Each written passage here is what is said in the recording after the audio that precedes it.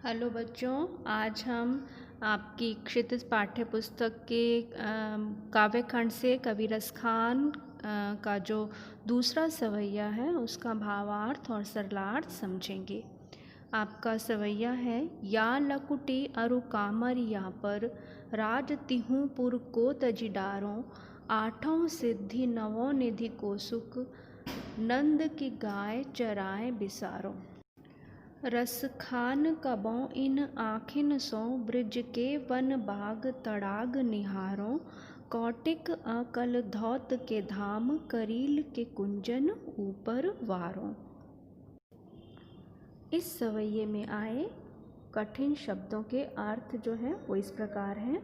लकुटी मतलब लकड़ी, कामरिया मतलब कंबल, तिहु मतलब तीनों, पुर का मतलब होता है लोग, तजी मतलब त्याग, अरु मतलब और, गाई यानी गाय, चराई यानी चराने में, बिसारों का मतलब होता है भुला देना, कबों मतलब कब, वन मतलब वन या जंगल और तड़ाग का मतलब होता है तालाब। तो पहली पंक्ति है, या लकुटी और कामरिया पर राज तिहूँ पुर को तजि ढारों।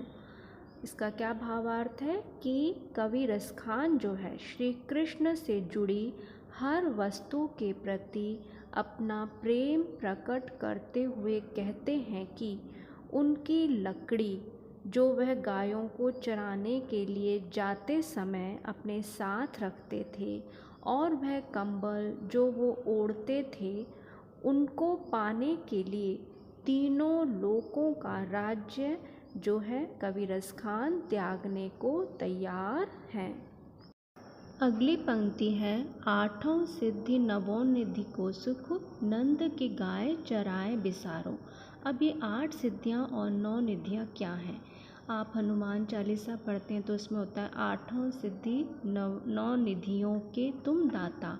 अब हनुमान जो है इनको देने वाले हैं 8 सिद्धियों और 9 निधियों को, और उनको ये शक्ति किसने दी है? उनको ये देने की शक्ति दी है माता जानकी ने, यानी सीता माँ ने। 8 सिद्धियाँ क्या हैं? अणिमा, महिमा, गरिमा, लघिमा, प्राप्ति, प्राकाम्य, ईश्वरत्व और वशित्व। एक तरह से ये सुपर नेचुरल पावर्स हैं। जैसे अणिमा में जो है, अगर अणिमा शक्ति साधक के पास आ गई या आपको मिल गई तो उसमें जो है वो व्यक्ति छोटे से छोटा रूप धारण करके कठोर से कठोर वस्तु में प्रवेश कर सकता है।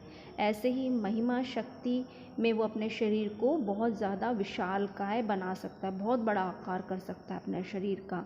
गरिमा शक्ति आने पर वो अपना वेट या अपना वज़न जो है जितना चाहे बढ़ा सकता है। लघिमा आने पर वो बिल्कुल हल्का बन सकता है। प्राप्ति से मतलब है जो हम इच्छा करते हैं, जिन चीज़ों की हमें इच्छा है उन चीज़ों की हमें प्राप्ति हो जाती है, वो चीज़ें हमें मिल जाती है। और प्राकाम्य में क्या होता है कि वो उसमें इतनी पावर आ जाती है कि वो पृथ्वी में समा सकता है, आकाश में उड़ सकता है।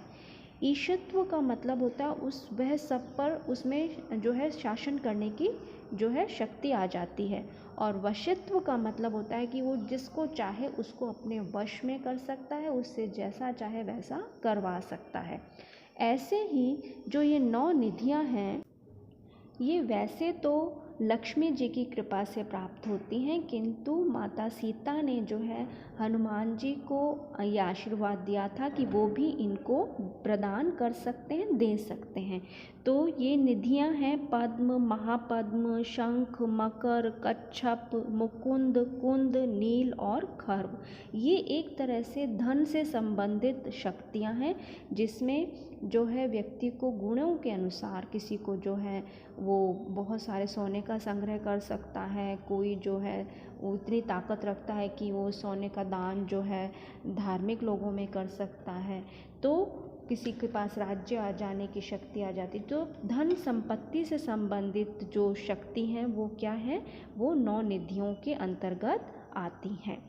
अब इस पंक्ति का भावार्थ क्या है कि कवि रस खान कहते हैं कि अगर मुझे एक तरफ 8 सिद्धियाँ और 9 निधियाँ मिलें और दूसरी तरफ मुझे जो है नंद की गाय चराने का अवसर मिले तो मैं नंद की गाय चराने के सुख के आगे 8 सिद्धियाँ और 9 निधियों का जो सुख है उसको बिसार दूंगा, यानी कि उनको मैं भुला दूंगा। 8 सिद्धियाँ और 9 निधियों से मिलने वाले सुख की जगह मुझे जो नंद की गाय को चराने का जो सुख है वो मुझे ज़्यादा खुशी प्रदान करने वाला है। अगली पंक्ति है, रसखान कभों इन आँखिन सो ब्रज के वन बाग तड़ाग निहारों। मतलब कवि रसखान कहते हैं कि कब मुझे अपनी इन आँखों से ब्रज के वन, बाग और तड़ाग यानी कि तालाब को देखने का शुभ अवसर प्राप्त होगा।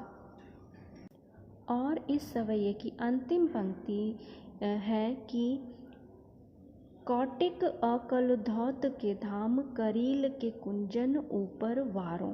अब कौटिक का क्या मतलब है? कौटिक मतलब करोड़ों, और करील के कुंज क्या होते हैं? करील जो है कांटेदार झाड़ी होती है, और कहा जाता है कि जब श्री राम वनवास के लिए निकले हुए थे तो चलते चलते वो थक गए और एक पत्थर पर विश्राम करने के लिए, आराम करने के लिए बैठे, तो उनके पसीने की बूंदें जो नीचे गिरी उससे जो है ये करेल जो झाड़ी है वो उत्पन्न हुई।